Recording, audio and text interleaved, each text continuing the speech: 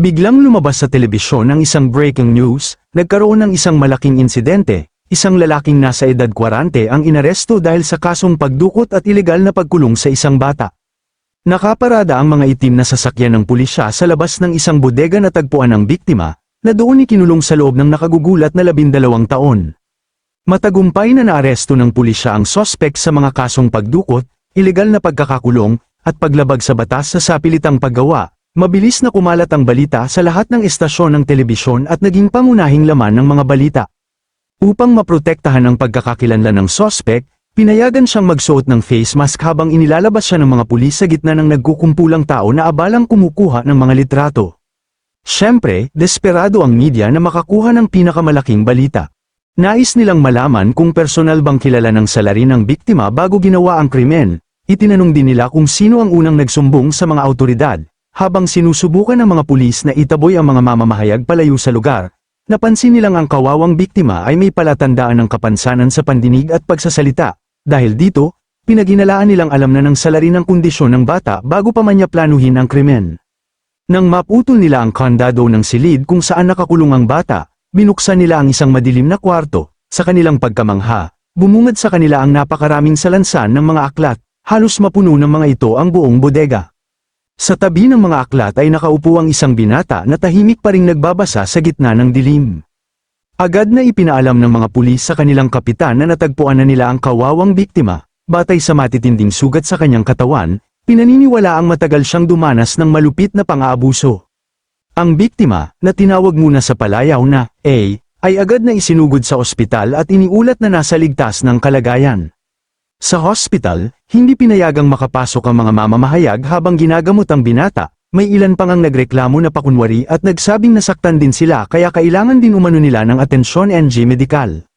Sa loob ng ward ng hospital, kalaunan ay nakumpirma ang pangalan ng biktima, Shin Woo-jin, 18 taong gulang. Sinabi ng isang nurse, matindi ang kanyang malnutrisyon at marami rin siyang impeksyon sa labas ng katawan. Nang unang may sanaga ng maliwanag na ilaw matapos ang napakahabang panahon, kitang-kita ng doktor ang kanyang malinaw na mga mata at inosenteng mukha, hindi niya maisip kung paano nagawang saktan ng isang tao ang ganoong kabataang walang kalaban-laban, sa loob ng 12 taon ay ikinulong siya at pinilit magtrabaho. Nakita din sa kanyang resulta, nagkaroon din siya ng kapansanan sa pandinig dahil halos wala siyang narinig na tunog sa loob ng napakahabang panahon. Napabuntong hininga ang doktor habang isinusulat niya sa papel ang isang tanong at ipinakita ito kay Shin. Nakalagay sa papel kung pwede bang sabihin ng malakas ang kanyang pangalan. Tahimik lamang na tinitigan ni Shin ang tanong habang hinikayat siya ng doktor na subukang magsalita. Sa wakas ay binuka niya ang kanyang bibig at mahinang sinabi na isa siyang walang kwentang bata. Napakadilim ng naging sagot niya, malayong-malayo sa inaasahan ng doktor. Sa kanyang alaala, nakasuot siya ng mask habang pinagpapawisan. Abala noon si Shin sa pagtatrabaho sa pagbubungkal ng lupa, at sa hindi kalayuan may isa namang tamad na lalaki na nakaupo lamang at nanunood. Naalala rin niyang paminsan-minsan ay binibigyan siya ng tuyong kanin at kaunting gulay, na para bang aso. Tuwing may pagkain, desperado niya itong kinakain gamit ang kanyang mga kamay na parang isang hayop, sapagkat ganoon din ang turing sa kanya. Sa tuwing bubuksan ang bodega, tatawagin siya ng taong nagpapakain sa kanya na isang walang kwentang bata at sasabihing napakadiri niyang kumain. Tuwing taglamig ay palagi siyang nilalamig dahil pumapasok ang malamig na hangin sa mga siwang ng bintana habang nanginginig siya sa sobrang lamig. May mga pagkakataon pang sa sobrang gutom ay dinadampot niya kahit ang isang ipis. Hindi malinaw kung kakainin ba niya yon o hindi, ngunit malamang ay ginawa nga niya ito para lamang mabuhay. Sa kasalukuyan, labis na nabigla ang mga doktor sa kanyang mga sinabi, halos wala silang masabi. Nalungkot ang doktor dahil sigurado isa ito sa napakaraming panghuhusga sa kanyang utak ang kanyang tinitiis. Napansin din nila ang napakaraming peklat sa kanyang katawan, maliwanag na matagal siyang naging biktima ng malupit na pang-aabuso. Sa isip ng doktor, ang mga halimaw na gumawa nito sa bata ay nararapat lamang na maparusahan ng pinakamabigat ayon sa batas. Sa kabuuan, kahit paano ay nakahinga siya ng maluwag, hindi ganoon kalala ang resulta ng pagsusuri kumpara sa kanilang kinatatakutan. Nang ngumiti ang doktor at marahang hinawakan si Shin, tila nagulat ito. Hawak ang kanyang balik at sinabi ng doktor na ligtas na siya ngayon, maaari na siyang matulog sa isang mainit at komportableng kama hanggat gusto niya. Sinikap ng doktor na iparamdam sa kanya na wala na siyang dapat ikatakot at babalik siya sa lalong madaling panahon. Tinanong siya ng nurse kung siya na ba ang mag-aalaga sa bata. Habang papaalis, sinabi ng babaeng doktor na kaya na niyang asikasuhin ito ng mag-isa. Paglabas niya ng silid ng ospital, sinalubong siya ng napakaraming mamamahayag na walang tigil sa pagtatanong. Gusto nilang malaman ang kalagayan ng pasyente, kung natagpuan na ba ang kanyang pamilya, ano ang kanyang pangalan, kung may kapansanan ba siya, habang pinipigilan sila ng pulis. Sunod-sunod ang kanilang mga tanong hanggang sa nainis na ang doktor. Pinagalitan niya ang mga ito dahil ginagawa nilang libangan ang trahedya ng ibang tao. Pagkatapos ay tinanong niya ang pulis kung paano nakapasok ang mga mamamahayag sa gusali, kung na-check na ba nila ang kanilang badge. Kaya inutusan ng pulis ang mga mamamahayag na suriin ang lahat ng kanilang access pass at iulat ang sinumang lumabag dahil sa panghihimasok at ilegal na pagpasok sa ospital. Pagkaraan noon ay tuluyan nang nawala ang mga mamamahayag at muling naging tahimik ang paligid. Sa loob ng ward ni Shin, habang nagpapahinga siya at unti-unting nagpapagaling, dahan-dahan niyang iminulat ang kanyang mata. Tahimik niyang pinagmasdan ng ilaw sa kisame at napag-alaman niya na isa itong fluorescent light. Napatingin siya sa kanyang kaliwang kamay at iniunat niya ito para suriin, ngunit napaisip siya na kailangan niyang pumunta sa banyo. Bigla siyang nakarinig ng tunog. Napatingin siya sa kabilang higaan at nakita ang isa pang pasyente sa silid na abala sa paggamit ng cellphone, isa itong matandang lalaki. Napansin ng matanda na nakatitig sa kanya ang binata. Kaya nabanggit niya na narinig nito sa balita ang tungkol sa pagdukot sa kanya at naawa siya rito, ngunit napansin niya na hindi ito makarinig ng maayos. Alam niyang magiging mahirap ang magiging buhay dahil sa mga kapansanang dulot ng matagal na niyang pinagdaanan habang nakatingin sa kanyang cellphone. Samantala tahimik lamang na minasdan ni Shin Woo-jin ang matanda. Kahit malayo, sa isang tingin pa lamang ay nabasa niya ang pangalan at iba pang impormasyong nakalagay sa tabi ng kama nito, maging ang taas at timbang nito ay tila alam niya agad pati ang kanyang kalagayan. Napansin din niyang kaliwete ang matanda at madalas itong kulang sa tubig sa katawan dahil sa tuyong balat nito. Habang masaya ang matanda sa pag-chat sa kanyang cellphone, nakita din niya na walang bakas ng relong isinusuot o singsing sa kanyang mga kamay. Kaya naisip niyang pisikal ang kanyang trabaho at wala siyang asawa. Pinagdugtong-dugtong niya ang lahat ng impormasyong yun. Sa hinuha niya, ang kanyang kasama sa silid ay malamang na nagtatrabaho sa pagpapalaman ng semento sa mababang bubong ng mahulog ito. Bilang isang utak ng kaliwete, likas na naunang bumagsak ang kaliwang paa upang siluhin ang katawan.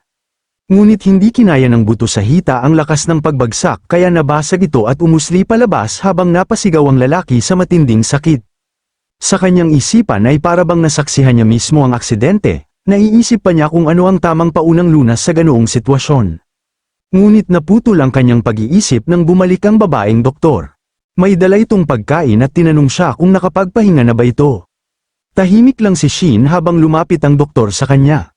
Alam nitong tiyak na gutom na siya, kaya inaanyayahan niya itong kumain. Masaya na ibinigay ng doktor ang kubyertos habang binanggit niya na hindi ito madali para sa kanya. Habang nagsasalita ang doktor, tahimik naman siyang sinusuri ni Shin. Napansin niya ang bahagyang laylay nitong mga mata at ang may itim na guhit sa gilid ng mga ito. Napansin din niya ang pag-angat ng mga kalamnan sa pisngi at ang perpektong simetriko nitong ngiti. Tunay ang ngiting yon, ibig sabihin, hindi siya tinitingnan ng doktor bilang isang banta.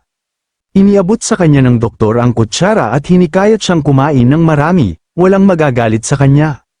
Nabigla si Shin, hindi pa siya kailanman nabigyan ng ganoon karaming pagkain noong siya ay nakakulong habang napalunok siya. Ipinaliwanag ng doktor na pagkain lamang yun ng ospital kaya baka hindi ganoon kasarap, ngunit hinikayat pa rin siyang ubusin ang lahat. Dahil sa pananabik nagsimula siyang kumain, nilamon niya ang pagkain na parabang huling pagkakataon na niya itong makakain. Napatingin ang doktor at ang matandang pasyente sa kanya, kapwa na manghang sa bilis ng kanyang pagkain. Napilitan ang doktor na pigilan siya, dahan-dahan lang baka mabulunan ito. Gayunpaman, wala ni Katiting na balak si Shin na bumagal sa pagkain. Napatingin naman ang doktor sa kanya na puno ng pag-alala. Patuloy lamang siyang kumakain habang nililinis ang bawat pinggan. Pati ang maliliit na butil ng kanin ay pinupulot niya at kinakain. Napahinto ang doktor sa matinding pagkabigla at napaisip kung paano nagawang mabuhay ng kawawang batang ito sa loob ng napakahabang panahon. Maya-maya ay may tumawag sa kanya, sinagot niya ang telepono at binati ang nasa kabilang linya habang napahawak sa kanyang ulo. Ayon sa tumawag, dumating na ang pamilya ni Shin. Nang marinig ito, nakahinga ng maluwag ang doktor dahil natagpuan na rin sa wakas ang kanyang mga pamilya. Masayang sinabi ng doktor kay Shin na naroon na ang kanyang ina at ama. Pinagmasdan lamang niya ang masiglang ngiti ng doktor. Kilala niya ang mga katawagang ina at ama, kaya naisip niyang ang mga taong dumating ay marahil ang kanyang tunay na pamilya. Masayang sinabi ng doktor na dadalhin niya ang mga ito sa kanya. Tahimik lamang siyang nakatingin habang papalayo ang doktor. Lumipas ang ilang sandali sa katahimikan at napaisip siya kung gaano katagal bago makarating sa kanya ang kanyang mga magulang habang nakatingin siya sa orasan. Nagsimula siyang magbilang ng bawat segundo, hanggang sa maging mga minuto. Napansin niya na lumipas na ang 1 minuto at 20 segundo. Biglang may nagsalita, sinasabing sisiguraduhin nilang maririnig sila ni Shin. Naguluhan siya nang biglang lumino pa lalo ang kanyang mga pandama, lalong naging aktibo ang kanyang isipan at lumaki ang kanyang mga mata. Lalong lumakas ang tunog ng orasan at habang tahimik siyang nakinig habang pinagmamasdan ang kilos sa labas ng pinto. Habang papalapit ang mga tao, mas lalong lumino ang kanyang pandinig. Naririnig na niya ang bawat tunog ng takong na tumatama sa sahig, para bang ang bawat yabag ay lalong lumalakas habang papalapit ito sa kanyang kwarto. Nagulat siya nang biglang naging napakalinaw at napakalakas ng lahat ng tunog sa kanyang paligid. Tumingin siya sa pintuan at hinihintay ang kanilang pagpasok. Habang nasa labas, naririnig niya ang sinabi ng doktor na pinakamahalaga ang katatagan ng pasyente, kaya kailangang tiyakin nilang hindi siya mabibigla. Tahimik lamang si Shin habang nakikinig. Ilang sandali pa, handa nang pumasok ang mga bisita. Lumaki ang kanyang mga mata nang bumukas ang pinto. Isang babae at isang lalaki ang pumasok, agad na lumiwanag ang kanilang mga mukha sa tuwa nang makita siya habang binanggit ang kanyang pangalan. Samantala si Shin ay nalilito sa mga nangyayari. Sabay silang tumakbo papunta sa kanya habang paulit-ulit nilang tinatawag ang kanilang anak. Kahit pa binalaan sila ng doktor na huwag siyang gulatin, hindi nila napigilan ang kanilang emosyon. Tahimik lamang na nakatingin si Woojan sa 2 taong papalapit habang nakabuka ang kanilang mga bisig upang yakapin siya. Sa unang pagkakataon sa kanyang buhay, niyakap siya ng isang mapagmahal na ina at isang masayang ama. Pareho silang umiiyak habang humihingi ng tawad dahil hindi nila siya naprotektahan, labis ang kanilang pasasalamat na ligtas siyang nakabalik. Ngunit ang kanilang mga iyak, sigaw ng tuwa, at walang hanggang pagmamahal ay naging napakalakas sa pandinig ni Shin. Hindi na niya ito kinaya, napaatras siya habang nasasaktan at mabilis na tinakpan ang kanyang mga tainga. Takot na takot siyang nakatitig sa kanila habang nagtatanong ang dalawa kung ano ang nangyayari at kung ayos lamang ba ito. Ngunit ang bawat salitang kanilang binibitawan ay tila napakalakas sa kanyang pandinig habang napailing siya sa sobrang sakit. Makalipas ang ilang sandali sa isang lungsod, at sa loob ng isang bahay. Isang babae ang nakipag-usap sa kanyang ina sa telepono habang nakaupo sa loob ng kanilang bahay, sinabi niyang nalinis na niya ang lahat bago niya ibinaba ang tawag. Pagkatapos noon ay tahimik siyang naupo at nag-isip. Habang nakatingin siya sa kanyang cellphone inisip niya ang henyo kayang basahin ang mundo at baka maging awkward ang lahat. Sa wakas ay uuwi na ang kanyang kuya at hindi niya alam kung ano ang dapat niyang maramdaman. Inisip niya na napakaraming taon nang wala ang kanyang kuya, halos wala siyang alaala rito simula noong bata pa siya, at maging ang paraan ng pagsasalita at pagkilos nito ay tila kakaiba. Nasulyapan lamang niya ito noon sa ospital habang sinusubuan ito ng kanilang ina ng mansanas. Nakita rin niya ang mga larawan ng lugar kung saan iniligtas ang kanyang kuya.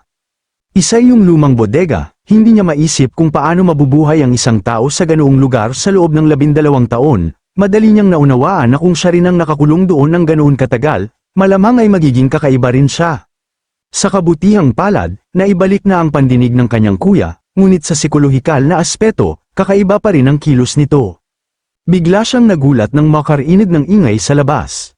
Mabilis na dumating ang kanyang mga magulang, kasama nila ang kanyang kuya. Napakahalagang sandali iyon para sa kanilang maliit na pamilya habang lumabas siya upang salubungin ang kanyang kuya. Napansin ng kanilang ina na marahil ay gutom na ang anak na babae kaya nagsimula na siyang maghanda ng hapunan, ngumiti rin ang ama at tinawag si Shin upang pumasok sa bahay. Sa unang pagkakataon sa loob ng 12 taon, muling nakapasok si Shin sa sarili niyang tahanan. Namangha siya habang pinagmamasdan ang maluwang na bahay. Mahinang bumati si Bomi sa kanyang pagdating, tahimik lamang si Shin at patuloy na tumingin sa paligid kaya nagkaroon ng ilang sandaling katahimikan habang naiilang si Bomi sa kanya. Tumingin siya sa kabilang dako, at napansin niya ang maraming larawan ni Bomi noong bata pa siya.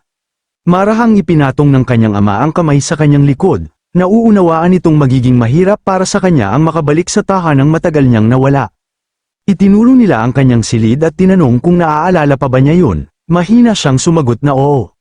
Pagkatapos ay tinanong nila kung nais niyang tingnan ang kanyang kwarto habang nakikipagkwentuhan kay Bomi.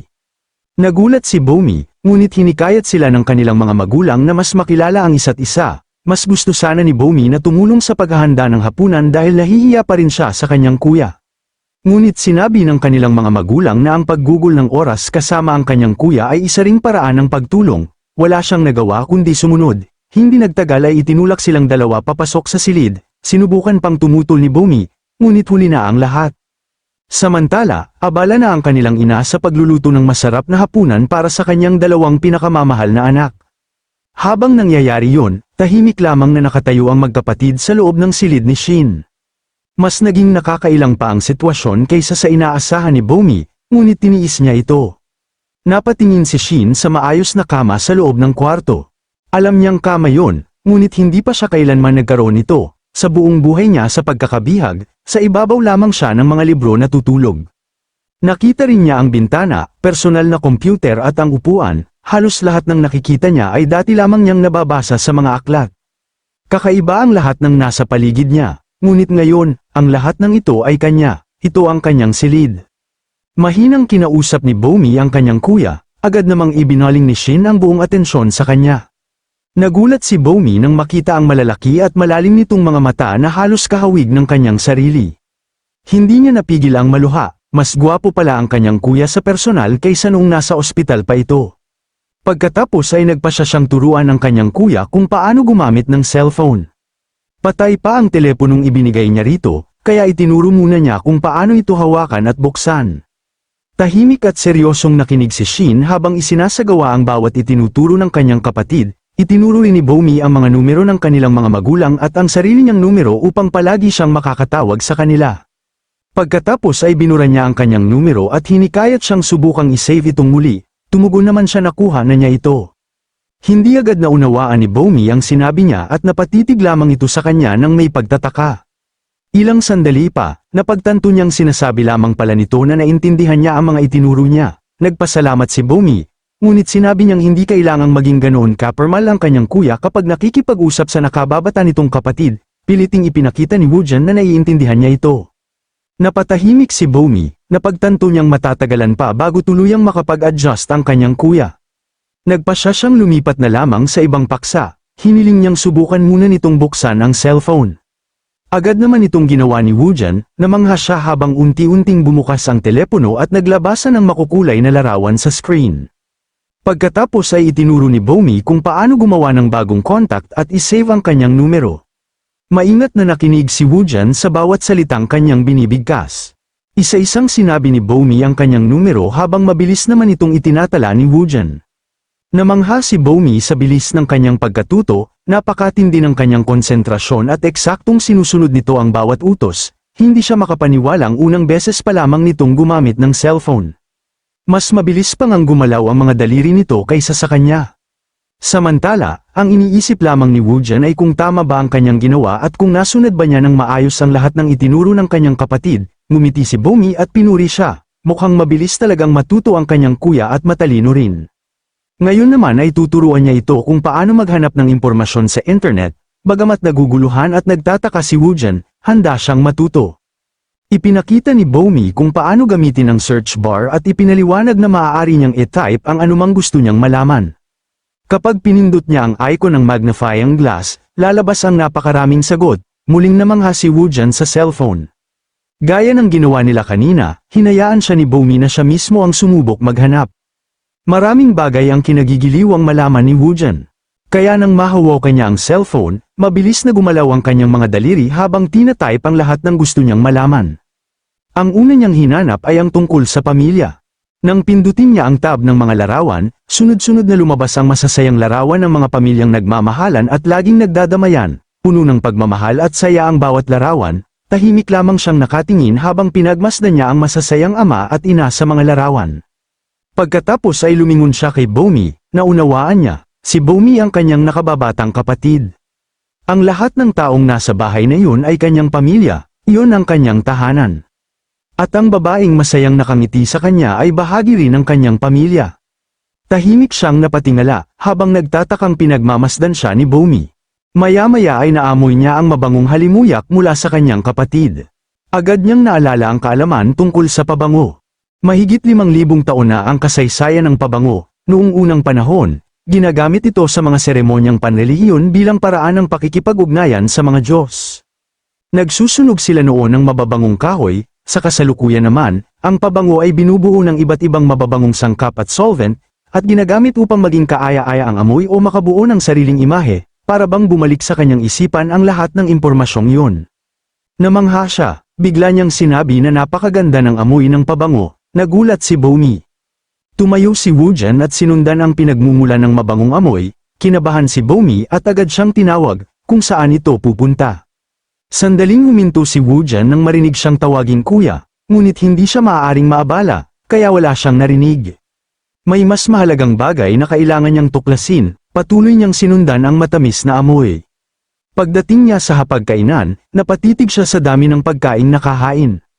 Doon niya napagtanto na hindi pala pabango ang kanyang naamoy, nagkamali siya sa kanyang hinuha, ang tunay na pinagmumulan ng napakatamis na amoy ay ang masasarap na pagkain. Napuno siya ng paghanga habang naglalaway, napansin siya ng kanyang ina at masayang niyaya sa hapunan, siguradong gutom na ito. Ipinagmamalaki pa ng kanyang ama ang kimchi stew na siya mismo ang nagluto, nagbiro pa itong napakasarap nito kaya kahit mamatay ang isang tao habang kumakain ay hindi nito mapapansin. Umupo siya at napaisip si Woojan, delikado ba talagang kainin yun? Natawa ang kanyang ama, at pagkatapos ipinaliwanag na ibig niyang sabihin ito ay napakasarap, umupo rin si Bomi kasama nila. Isinalin ng kanyang mga magulang ang iba't ibang ulam sa kanyang plato at hinikayat siyang tikman ang lahat. Masayang nagkukwentuhan ang pamilya habang sabay-sabay na kumakain at malugod siyang tinatanggap sa kanilang tahanan. Hindi pa sanay si Woojan sa wastong asal sa hapagkainan, kaya paminsan-minsan ay may tumatalsik na pagkain habang nagsasalita siya. Ngunit wala siyang pakialam, ito ang pinakamasayang sandali ng kanyang buhay, isang pamilyang puno ng pagmamahal at liwanag. Samantala, sa istasyon ng pulisya, kinakausap ang lalaking dumukot kay Woojan. Sinabi sa kanya na 5 taon na ang nakalipas mula nang magsimulang mamatay ang kanyang mga kapamilya, isa bawat taon. Tinanong siya kung may nais ba siyang sabihin tungkol doon, na unang namatay ang kanyang asawa. Sumunod ang kanyang ina, pagkatapos ay ang kanyang hipag, na namatay matapos makakain ng isang nakalalasong halaman.